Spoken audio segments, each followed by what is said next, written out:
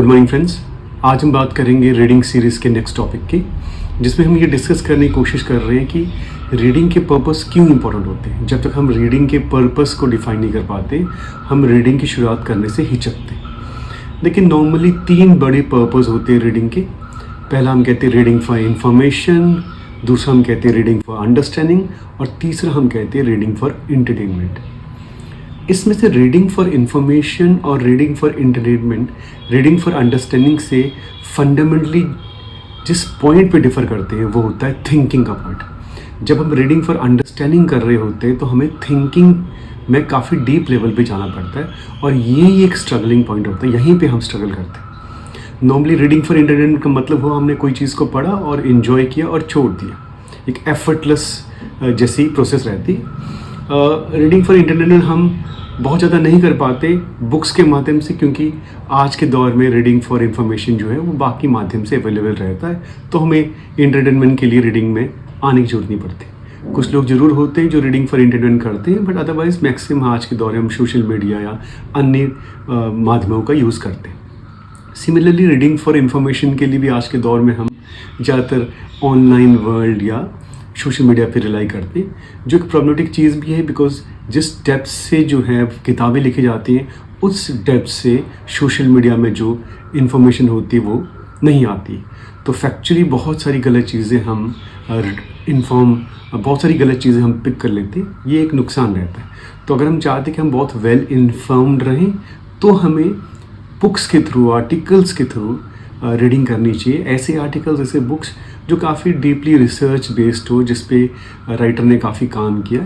इस दिन की रीडिंग जब हम करते हैं तो हम फैक्चुअली सही चीज़ों को पकड़ते हैं, अदरवाइज हमारा मिसलीड होने के चांस बहुत ज़्यादा हैवी रहते हैं। तीसरा जो होता है रीडिंग फॉर अंडरस्टैंडिंग, ये सबसे क्रूशियल, सबसे क्रिटिकल पार्ट होता है, जहाँ पे हम स्ट्रगल करते हैं, क्योंकि जितनी बार हम रीडिंग फॉर अंडरस्टैंडिंग में जाएंगे हमें स्ट्रगल होगा, बिकॉज यहाँ पे हमें काफ़ी डिटेल में सोचना पड़ता है। और इसका एक फंडामेंटल एग्जांपल समझते हैं। उदाहरण के तौर पे let's say I want to understand a particular concept in history, और उसके लिए मेरा जो प्रेजेंट नॉलेज है और जिस किताब को मैं पढ़ रहा हूँ वहाँ जो मेंशन किया उसमें काफ़ी गैप है। तो मेरा मकसद है कि उस किताब के माध्यम से हिस्ट्री के उस कंसेप्ट को मैं समझ पाऊँ, ताकि मेरा प्रेजेंट नॉलेज जो है उस किताब को पढ़ने के बाद फर्दर बिल्ड हो। तो मेरी अंडरस्टैंडिंग का लेवल जो पहले था और किताब पढ़ने के बाद है, उसमें काफ़ी बड़ा फ़र्क होगा। अब इसके लिए मुझे जो किताब जिसने लिखी है, जिस तरह से लिखी है, क्यों लिखी है, कैसे लिखी है, क्या क्या वो कहना चाह रहे हैं, इन सारी चीज़ों को एनालाइज करके समझना पड़ेगा। और वो एक रिग्रेस प्रोसेस होती है, जहाँ पे हम ज़्यादातर लोग स्ट्रगल करते हैं और फिर हम रीडिंग को नेचुरली नहीं ले पाते। सो ये बहुत इंपॉर्टेंट चीज़ है कि अगर हम, और नॉर्मली हमारा जो एक्जामिनेशन सिस्टम है, जो हमारी स्टडीज़ है, वो हमें वन टाइम रीडिंग की तरह प्रेरित करता है कि आप सिर्फ एग्ज़ाम के लिए पढ़ो और फिर भूल जाओ, फिर छोड़ दो। तो हमारा रीडिंग फॉर अंडरस्टैंडिंग में इंटरेस्ट वैसे भी नहीं बनता है, और ये कॉग्निटिवली डिमांडिंग एक्सरसाइज भी रहती है, इसलिए भी हम बार बार बचते हैं अंडरस्टैंडिंग से।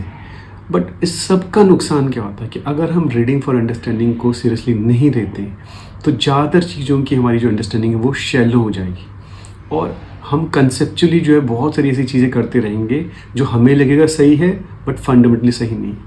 बेस्ट एग्जांपल हम ले सकते हैं कि हम ड्राइविंग के बहुत सारे रोड में एक्सीडेंट्स देखते हैं। उसका एक बड़ा रीज़न है कि मैक्सिमम लोग जो ड्राइविंग कर रहे होते हैं उन्होंने कभी लाइसेंस के लिए जो एक स्ट्रिक्ट एग्ज़ाम होना चाहिए, स्ट्रिक्ट तरीका होना चाहिए, अंडरस्टैंड करते हुए, रूल्स को समझते हुए और फिर ड्राइविंग करना, वो नहीं किया होता है। तो जब हम उस तरह से बिना समझे ड्राइविंग करते हैं, हमने सिर्फ स्किल्स पकड़ ली। सो स्किल्स पकड़ना इज़ नॉट ओनली राइडिंग और ड्राइविंग।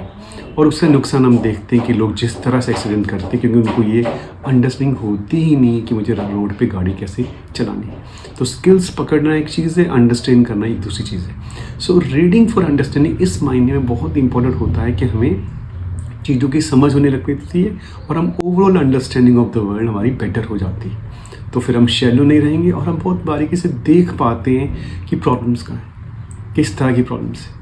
और फिर हमें कई बार दुख भी होता है कि यार देखिए जिस तरह से वर्ल्ड चल रहा है, हमें फंडामेंटली ऐसा नहीं चलना चाहिए। सो अगर हम रीडिंग फॉर अंडरस्टैंडिंग करना चाहें तो हमारे में 2 इंपॉर्टेंट क्वालिटीज़ होनी पड़ेगी। One is curiosity to know more, curiosity to learn more, curiosity to improve.